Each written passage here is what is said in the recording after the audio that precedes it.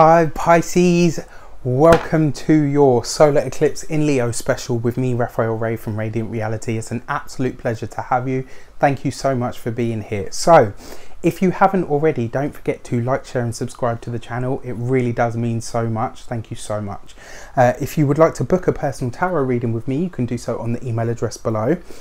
And also, if you haven't checked out the mini-series, it's called Retrogradia, a mini-series. It's a series of 3 videos that's going to explain the coming period of what I call Retrogradia, where we're going to have 6 planets in retrograde from the period of the 7th of August right through to the 19th. It's only 12 days, but it's going to be intense, and it's coming off the back of all of these 3 eclipses. So with that said, I would like to bless my notes, my cards, and this reading with all forms of love, light, peace, prosperity and abundance, and I pray that whatever messages come through are ultimately clear and concise, and they help you on your path to your highest vibrational good. So the solar eclipse in Leo. Now, a solar eclipse to me is like a gift. It's like a gift that the universe gives you, or even a toolbox that you unpack over sort of 3 to 6 months. Leo itself is also the solar eclipse as well. It's accompanied by a new moon. A new moon is a beginning time. It's an initiatory energy, this eclipse. It's about bringing something into your life or welcoming something into your life. The new moon is the time where you plant seeds so that you can start to reap and sow them, you know, later down, once you've nurtured and nourished them into fruition. Leo itself represents the heart. It represents joy, optimism, fun, vibrancy, you know, your heart's desires. It's music, art, drama, excuse me. It's, you know, all of those things combined, and it's about how we tap into those things. It also rules children. It also rules speculative gambling, you know, like things that we do for fun. All that kind of stuff is found in the sign of Leo. But it's also about strength and courage, and what we have the heart to do and what we have the courage to stand up for. And this is happening for you in your 6th house, which is really exciting. It's actually because this is all to do with your work. The 6th house is naturally ruled by the sign of Virgo. And I'm laughing because I've got a friend who will be watching this and will be like, don't I know it? Yes, you do, and yes, you should. And, you know, it's a beautiful axis, actually. Because Virgo's all about being meticulous. It's about being thorough and precise and really pouring through things and taking your time to get to know something, to cultivate something.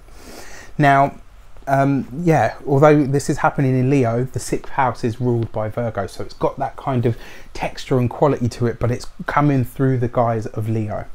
So also worth mentioning, this little purple guy here, that's Mercury. Mercury is currently going retrograde and will be conjunct this event, this solar eclipse.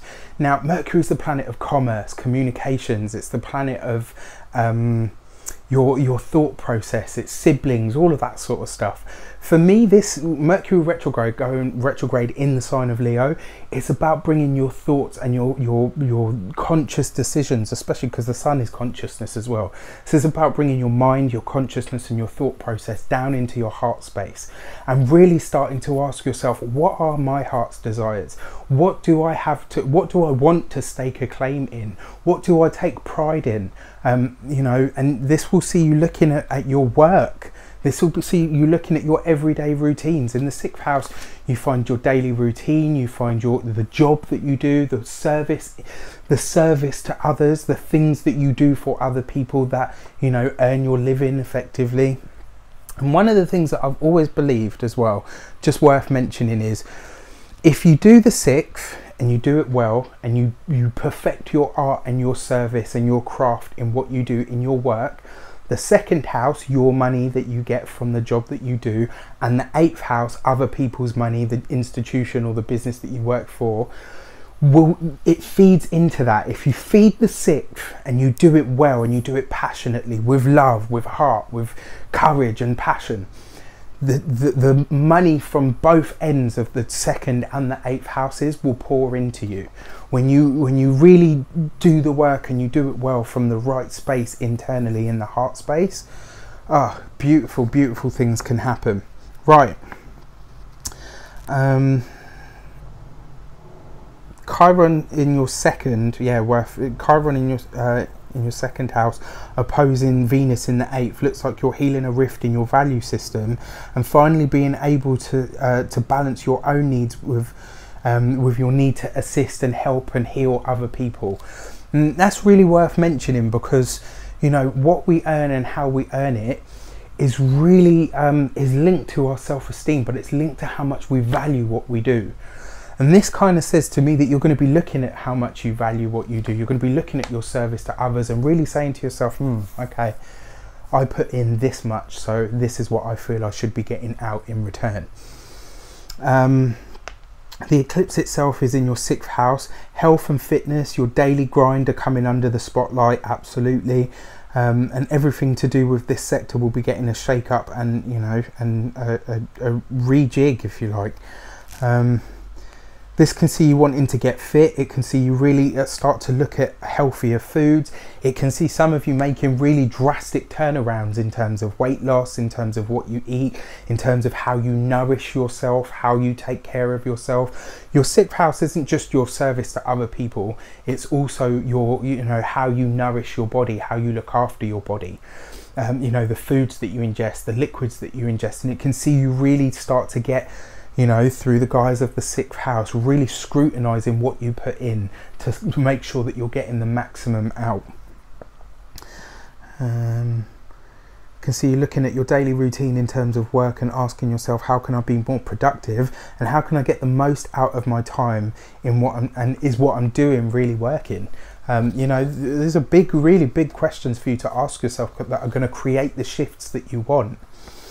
Venus trine Mars is asking you to acknowledge where your tribe can be your support system and network.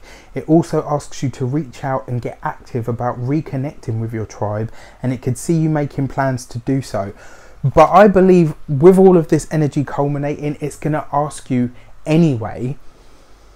It will provide the opportunities for that to happen. So reconnecting with some of your old ties, reconnecting with some of your old places of being. I'm smiling again because a certain friend will know what I'm talking about there. You know, it's really, really interesting how this stuff works, but very much so, you know, reconnecting with the tribe, with the right tribe, you know, the ones that are that are your support system, that are your support network. And then the Jupiter and Mercury conjunct the eclipse square is also worth mentioning, because this for me is asking. Square energy challenges you, and it challenges you by making you uncomfortable, and it makes you uncomfortable enough to make a shift, to make a change.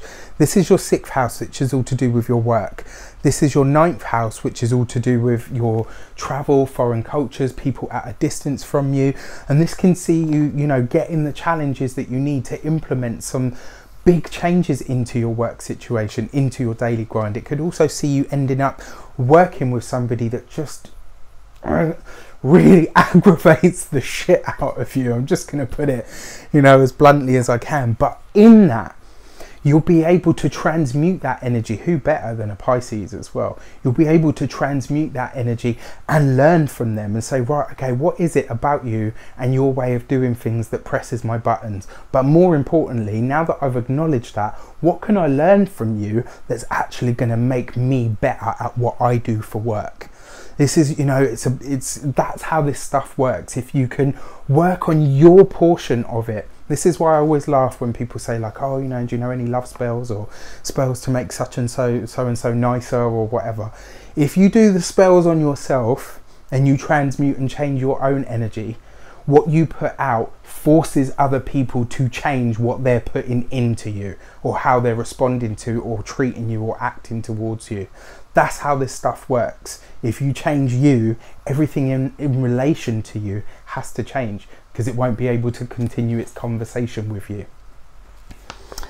Finally, something is shaping up with the Uranus-Mars square, which is really worth mentioning, which is going to be to do with your working life in a big way. Be aware that some fast-moving changes and shifts are likely to show up, and if you can write them out, something truly exciting can happen for you. It's going to be surprising, just as I mentioned before, but it's also worth making sure that you get what you're worth. So in terms of your work, and everything that's happening there, just ensure that whatever changes are made in those sectors by you and by others around you are for your best interests as well as theirs.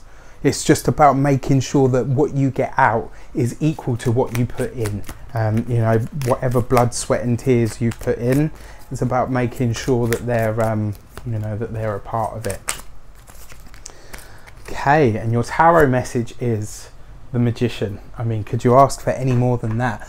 The Magician tells us that we're about to master something. It reminds us that we are master communicators, but ultimately we are master manifestors. When you see the Magician card, it's kind of telling you that you're about to level up. You're about to become something else. You're about to get some recognition, but you're also going to come into a space where you can truly start to manifest your dreams and make real, make material the things that you really truly care about and that you want to welcome into your life. Stick to your guns, because when the Magician shows up, you're about to make some pretty awesome changes to your life, and ones that will be truly and ultimately long lasting. Pisces, I wish you an abundance of love, light, peace, prosperity and abundance itself. Have an amazing eclipse, and I will see you very soon for more videos. Take care.